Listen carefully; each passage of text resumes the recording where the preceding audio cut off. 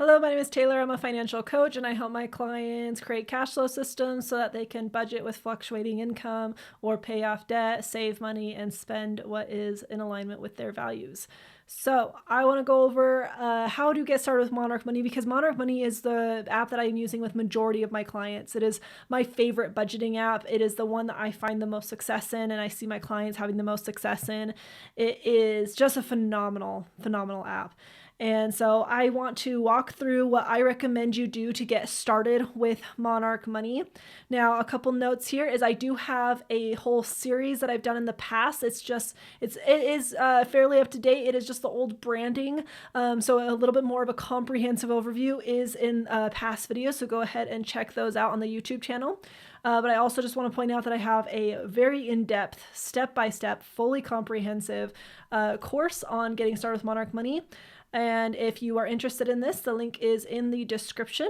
It is as comprehensive as I can get. These are the questions that I get asked the most when people book me to sit down with them and help them with their Monarch. These are the questions I am getting asked, and I have mapped them all out within small modules so you can get the help you need to master Monarch Money and so that you can actually start making progress on your financial goals.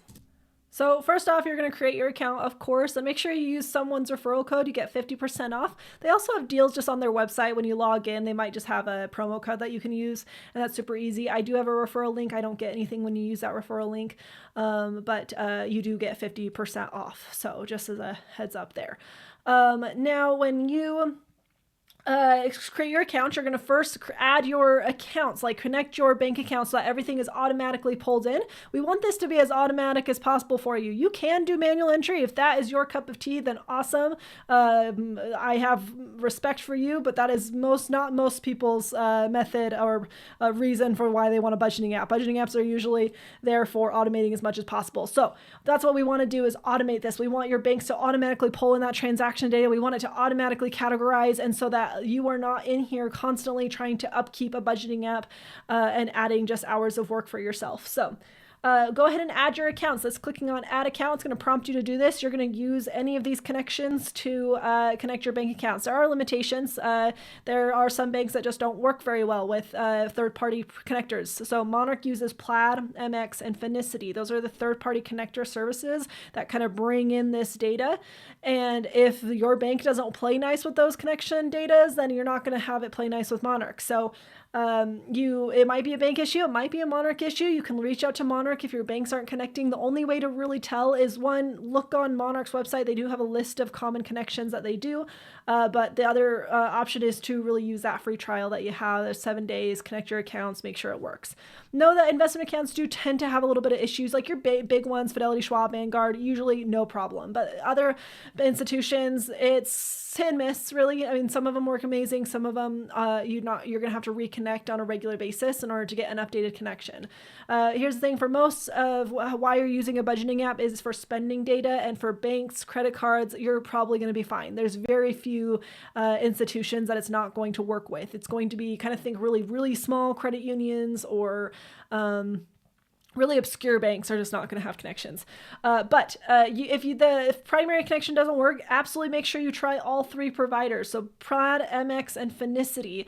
Try all three. You can request a new connection and reach out to Monarch if you think like, hey, I really think it should be connecting, but it's not. Maybe they can help and help repair that connection. So absolutely reach out. But for the most part, you're going to add anything that you'd like, and as well as anything that you'd like as far as investment accounts. You can add the value of your home. You can use Zillow, or you can just manually enter it. If Zillow does some wonky stuff for your home value, you might just want to manually enter it. For some reason, Zillow will tell you your house is worth like $1 million more than it was yesterday for a random reason. Then it'll go right back down.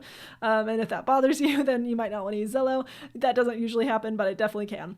So you can just manually enter if you know the home price better than your Zillow. Add your mortgages, add your vehicle values. You can add your jewelry, your Bitcoin, like all the stuff that you want to do and add and have in your net worth. Now, remember, you do have the option to do manual, so you do not have to connect anything. You really can add a lot of those things manually. If you don't want to connect your bank accounts for any reason, then that is just fine. So make sure you customize this. You can rename any of these accounts. If you click on it, click on edit, rename any of these accounts. You can drag and drop these around, organize it any way you want to. You can organize even the groupings. So from cash to credit cards, you can really play with this summary to get a net worth picture that you enjoy. Then you're going to go ahead and also make sure you add your partner. You can go to your settings. That's that gear icon on the top here. Go to members and you can add your household member. This just gives them another login. It really doesn't add any like features. You don't have two separate net worths. You don't have two separate budgets, but you do have your own logins, your own dashboard customizations. You can kind of choose what's on your dashboard as well as your own notifications. So that can be helpful. All right, so once you've added your accounts, my recommendation, your next step is to go and customize your categories. So before you do anything else, go ahead and come in and customize your categories, drag and drop, rename. I have whole videos on how to do this and what I recommend is best practices. Monarch has some amazing default categories. Note that the default categories do have an AI system that helps them automatically categorize. So if you change groceries to something so random like your water bill, you're going to be fighting the AI because it's always going to try to put stuff in groceries unless there's a rule. So if there's a rule, then it won't. But if you go to a brand new grocery store where there's no rule that you've set up, it's going to put it in your water bill and you're going to be fighting this AI. So don't change default categories. If you want to customize and create your own custom categories, just click on create category. You can deactivate the ones that you don't need. Obviously, if you change to something very similar, like I changed coffee shops to on-the-go snacks, right? It's similar. I would want coffee shops to go in here as well as my on-the-go snacks or whatever you want for you. So you can change it to something similar, just not something, crazy off the wall. So just be cautious of that. Drag and drop, rename, edit, make sure this is totally customizable to you. Every category should mean something to you. Here's the categories I recommend you keep. Always keep interest and other income. You will use these more often than you think. Do not ever delete these categories. Other categories I really recommend you keep are shopping as a default. Absolutely try to not use it, but it's a really good default. You will want this. The next one is financial fees, uncategorized, miscellaneous, taxes, financial and legal services. These are categories that you do want to have. These are default categories in Monarch, and I do recommend you keep them because they do come up and they're really hard to categorize if you don't have them. The cash and ATM is also a great one to have just as a just in case. All right, so now that we've done that, we're going to go ahead and go to, once you've done customizing, now remember I have tons of courses to help you figure out how to customize as well as videos on YouTube that I talk about categorization. So make sure you watch those as well. And I talk about the difference between categorizing and tags, and that can be helpful as well as you try to figure out what categories are going to be most helpful for you. The less is the better. The less categories you have, keep your categories broad. You can fine tune it later on. The broader the categories you have, the easier this will be to maintain. So don't get too in the weeds, okay? All right, your next step, once you've done that, you can pause this video, work on that for a little while, come back to this when you're ready. Your next step is to go to your transactions, and now we're not doing anything else. We're not going to budget. We're not going anywhere else. We're going to go to transactions and actually start categorizing these things because Monarch does get about 80% correct. I think it does a phenomenal job at getting guessing where a lot of the stuff is going to go. But once you've customized your categories, you might want to put them in more unique categories that are, specific to you. For example, if you have multiple sources of income because partner one, partner two, or business, might just throw all in paychecks. So if you created another income source for partner one, partner two to be able to track that separately, you're going to need to make sure you change partner one and partners two paycheck, right? So note that this is the merchant name. This is what your bank kind of brings in. This is automatically populated. You don't really change this, and I don't recommend changing this until you get more confident with Monarch. So once you're feeling good about Monarch, you like what you're seeing, everything's running smoothly, then you can start changing merchant. The reason why is because it becomes a lot of user error when people start messing up the merchant names. If you need to see more details, if it's like, hey, I have no idea what this is, go ahead and scroll all the way to the side here, click on this tab right here, and it opens up a side panel. This side panel will bring in the original statement. And as an example for original statement, it would be right here. If there's an original statement, it's going to be right here. Try it out on your end. You're going to see what I'm talking about. It'll say original statement, and it will give you some more data on what the merchant is. You can click on this, and it sometimes gives you the original statement right here as well. So that's always a useful thing as well. But you do not need to change the merchant name if you don't want to. You can just have some caution. It can mess with people. Okay, so This is the categorization. Monarch does its best to categorize. You need to change it. This is up to you to make sure this is correct. If Monarch put this in shopping and you know it's not, you absolutely need to change it. Same with transfers. Monarch does its best to guess what is a transfer or not. If it is not a transfer, absolutely change it. It is on you. It is your job to make sure that this stuff is correct. If it is wrong, change it. This is just your what account it's coming out of, and this will tell you if it's coming in or out of that account. So if this is green, it's a credit. That means it's going into Melanie checking. If it's black, it's a debit, and it's leaving the credit card. It's being spent from the credit card. So that is just things to help you out. In that more detail section, you have other options. You can change the date. If the transaction came out on the wrong date and you want it to show in August instead of September because that's when it was due, change it, change the category. Don't worry about goals right now. We'll get to that. We have other videos on there, but don't worry about those right now. Add notes. If you forgot what it is and you had to go research it and you logged it into your bank and you had to figure out what it is, absolutely leave a note. If you forgot it now, you're going to forget it again. So make sure you leave a note to remind yourself what these things are as you categorize, and use tags. Tags you can run reports on. Tags, think of tags as like a subcategory. I go into depth on this within the courses that I have, as well as some of the Monarch videos I have, but we absolutely talk about the difference between tags and categories. So make sure you check that out. You can assign it as to needs review by your partner. So if you need someone else to look at it, if you're like, hey, I have no idea what this is, absolutely assign it to them to review it later. So you have lots and lots of options to customize and get your data cleaned up. I recommend doing this for about 2 months of data. As you do it, you want to create rules. So let's say Trader Joe's is actually shopping. Let's say you're always getting flowers instead of food. Okay. So if I want Trader Joe's to always go to shopping, and there's a little pop-up up here and it comes fast, so you're going to have to grab it. Make sure, and let me get out of the way, but it says, hey, do you want to update Trader Joe's to always be in shopping? You're going to say, yes, I want to create a rule on this. We're going to click on create rule, and we are going to create these rules. Now, notice the rules. If transaction matches this criteria, so this is the criteria you're setting up. This is what is going to trigger your rule. And then this is what it's going to do. This column right here is what it's going to do once it's triggered. So in this case, we're saying if Trader Joe's comes in, we want it to go in shopping instead of groceries. But if you're like, hey, I do some shopping, but if it's just like maybe an expense that's less than, let's say $20, then maybe it's like, I know I'm just getting flowers or picking up flowers for the day. Okay, so if the expense is less than $20 at Trader Joe's, then I want to put it in shopping. The rest I want to stay as groceries or whatever you'd like. Okay.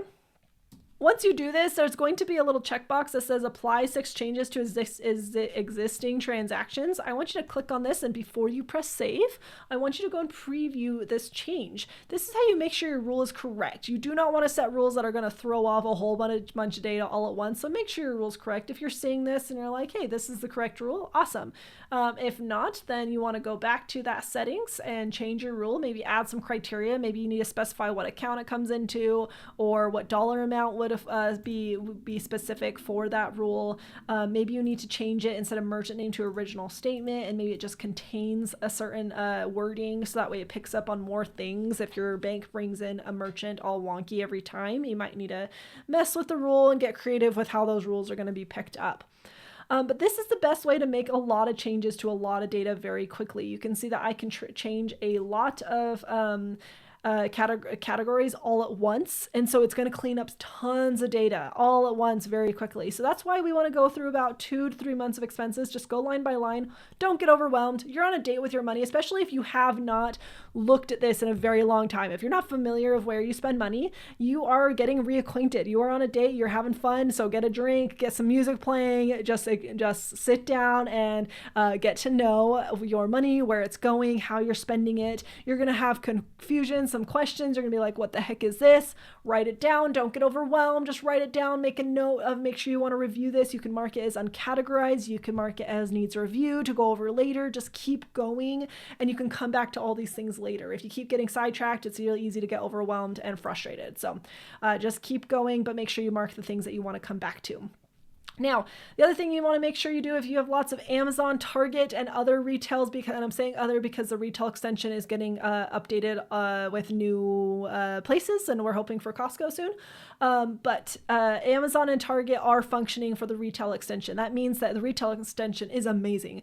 If you click on, if you do the retail extension, what it does is it adds a little dot that says retail sync. It's telling you the retail sync has touched this transaction, and it adds what you bought. It puts it right in the transaction, so so that you can go categorize it, or Monarch will try its best to categorize, or the AI will read the note and it will try to categorize it for you. And it actually does a phenomenal job. So you're going to make sure you do the extension. You can Google just Monarch Money Amazon extension. It's right here. It'll walk you through step by step. I have a video on how to do that step by step on YouTube. So go ahead and peruse that as well. Download that extension. You can do Target and Amazon. It's awesome. So absolutely do that. All right, so you're going to go through 2 months of expenses to go through all of those things. The next thing I want you to do is to go to your reports. That's right, we're not going anywhere else. We're going to reports. I want you to be so familiar with reports, and I want this report to look exactly how you expect it to. I want you to learn so much about your data before you create a budget. If your reports are inaccurate, if you're running reports and you're still overwhelmed, you're confused, then it means that you are not categorizing things correctly. You don't have the right categories. Maybe the stuff that you're putting in there is just not correct and we need to change it. So you have 3 kinds of reports at the top. I suggest starting with an income report. And then using your date to pick on this year. So a smaller time period, maybe even just this month. Maybe start really, really small. Don't get overwhelmed here. So this year or this month, depends on how long or how far into the year we are. And then go ahead and use your, don't use your filters just yet, I guess, for income. That's fine. Check on your income. If this is not correct for how much you're expecting, click on it and it will show you all the transactions. If you're missing stuff, you want to go find it. Go ahead and go to transactions and search for it. But if it's looking correct, great. If there's stuff in here that is not correct, you can sort high to low. You want to fix that. If you're looking at this and you're like, whoa, what the heck is this? I don't know what this is. You want to recategorize it. If it's categorizing transfers as income, you want to fix that. I go over transfers in my courses and in tons of these YouTube videos. So if you're confused about transfers, go check those out. The next place you're going to start is spending. If you go to a spending report, this can get really overwhelming. There's tons going on. So maybe use your filters to just go one at a time. Maybe just look at your bills and say, hey, does this all look right? If you're looking at this and you're like, wait, where is my housekeeper or my landscaping? Landscaping should be here. Then that's saying, hey, something's not categorized correctly and you need to go find it. Use your filters to go line by line. You can also do it as a change over time to make sure things are looking good. If you're like, whoa, why do I have a huge drop in my bills? Maybe, again, something is not categorized correctly. You need to go find it, or maybe there's a huge spike. You just want to make sure these all look correct. If not, click on it and investigate and figure out what's wrong. Get this data cleaned up as much as possible for at least 3 months. I'd say at least 3 months. So if you're right into the year, this year is a little overwhelming, you don't want to go back that far, or your bank didn't bring in that much data, you got to work with what you have. So if your bank only brought in a month, hey, it's going to be really fast for you. You're only looking at last month. If your bank bought in 3 months, do 3 months. If you have a whole year, if you want to be ambitious, go for it. If you want to just do the last 6 months, you can always change the range, change the date, and just clean up a couple dates at a time. So don't get overwhelmed here. Go line by line, step by step, and get this data cleaned up. At the end, your reports should be looking correct. And when I say correct, it just should be more familiar. It should feel like, hey, yeah, this looks about right. This is what we spend. We're comfortable with these numbers, and we're ready to make the changes that we want to make. Once you're done with reports, then you can go into budget and start setting up your budget. And it's another way to clean up your data. If you click on your budget, it's going to tell you the last 6 months of data. If you're looking at this mortgage and you're like, whoa, I know I've paid my mortgage. I know my bank has brought in that much data and I should be seeing this, then you absolutely want to investigate that and make sure that you find all those mortgage transactions and they're getting categorized correctly. So I go into budget a lot in many videos in the YouTube channel, but also within the course. So make sure you consider joining if you do want a more comprehensive step-by-step process on getting your Monarch set up correctly.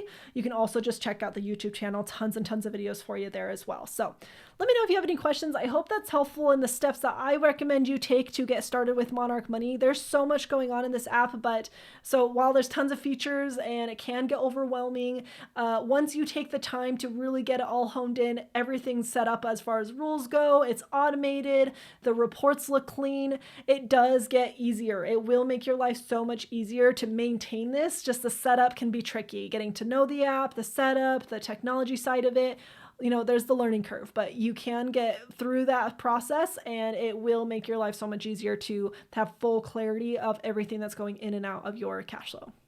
Let me know if you have any questions. Let me know in the comments what you're thinking, if this was helpful. If you need links to my other videos and other resources, they will be in description. So I'll suggest all the other YouTube videos I suggest you go to next, as well as the membership and the courses that I have if you want a more deep dive, comprehensive, step-by-step order.